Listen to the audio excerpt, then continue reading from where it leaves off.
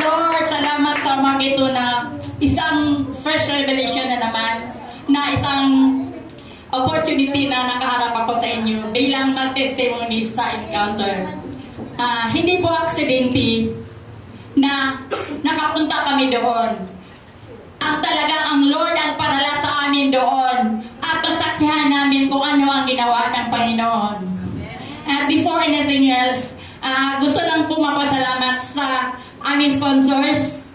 Ang Otogo sa family, palapakan mo natin yan the same place, lalo na kay Ming, kay Celine, kay Pastor Dean at sa YP. Maraming salamat sa buhay nila na isang papapala po na hindi po hadlang na kami po ay hindi makapunta kasi minsan wala tayong budget, pero may ginagamit ang Lord na hindi po kami hindi kami may willingness talaga kami, pero minsan may hadlang, pero hindi po yun hadlang kasi may ipadala si Lord na magpo-provide. And thank you so much for everything that you give us, Pastor. Lalo na sa aming Pastor na malawak ang kaisipan na fully support sa amin from day 1 up to the last day na para VIP kami na pinasundo pa kami ng Grab. Salamat.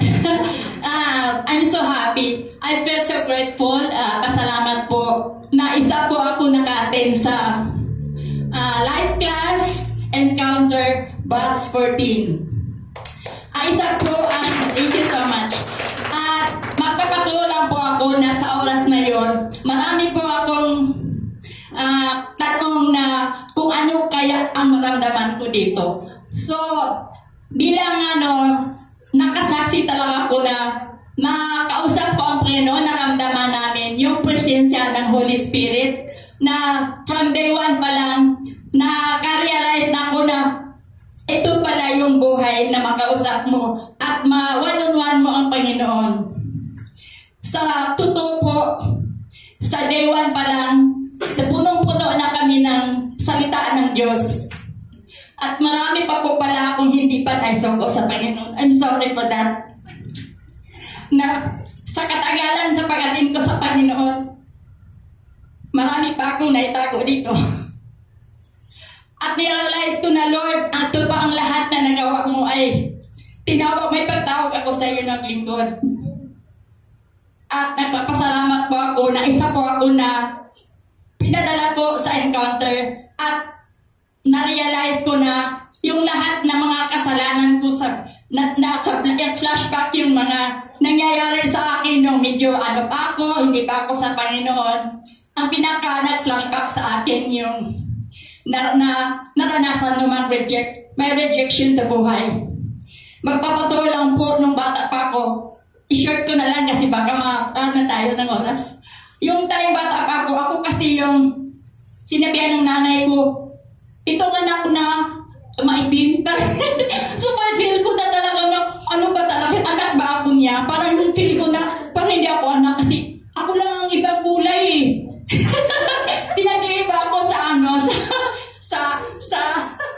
pero kasi malapit lang kasi kami sa dagat, kasi kumaitim na ako. Yan siguro yung rason ko. Pero, na-realize ko na yun na parang na-reject ako. Pero, hindi yun. Sa ngayon, na-realize mo na yung rejection pala is number 1 blessing yun. So, isa pa. Nangyari sa buhay ko yung nagkaroon ako ng boyfriend, nag-flashback sa akin yung nangyari sa buhay ko na nagpunta ko sa Manila, bit-bit ko ang putat galit ng asawa ko. Ang nangyari sa akin, ano kayang gagawin ko dito? Pero, unti-unti kong na-realize na habang ako nasa Manila, may pagtawag, na-invite ako sa Christian Church at nakumpisa na yun na, Lord, ito na yung journey ko as Christian. Hindi parang si Lord talaga ang nagabay sa akin hanggang napunta ako ng Imus Cavite. Nag-start ako dito sa DOCM dati at ngayon DOCGM at number 1 proud ako sa church natin kasi noong time na yun sa second day nagkaroon kami ng bulay-bulay at ginawa natin yun ng transcript at praise the Lord, nakamit namin yung award. First runner-up and second runner-up, DOCGM at sa family na, number 1 na nandun ako. Si G naman sa family 10, At sila yung winner, pinaka-big winner. At proud din si Jane Church. Hallelujah. At isa pa, sa marami pa mga pagsubok sa buhay na hindi mo pa nasuko, ang tanong ko, nasaan ako ngayon? Ano ba nakapagpasaya sa iyo? Pero isa pa pala akong naano sa online games, isusuko ko na Lord, sorry po! Online crush, Candy Crush, isurrender ka na po! Kasi yung sabi ko, Lord, ito yung ano ko, parang nawala na ako ng oras sa'yo, napawasan ko ng oras sa'yo. Candy Crush, bye-bye na ngayon! And Lord, ikaw po ang nagbigay na banal na salita ng pag-aralan ko. Wala na akong ano sa mga games na yan. Kasi yan ang mga tukso eh. Nahalangan ang mga oras ko na bawasan. And isa pa ba? Last na. Kasi may isa pa. Wala na masabi si J. Mag-ano lang ko ng kaunti sa nakarelate kasi ako sa Mark 5:25 na isang bleeding woman for 12 years na dinalugo na yung makahikap, makaabot ang siya ng lalayan ng damit ng Panginoon ay siya ay gumaling.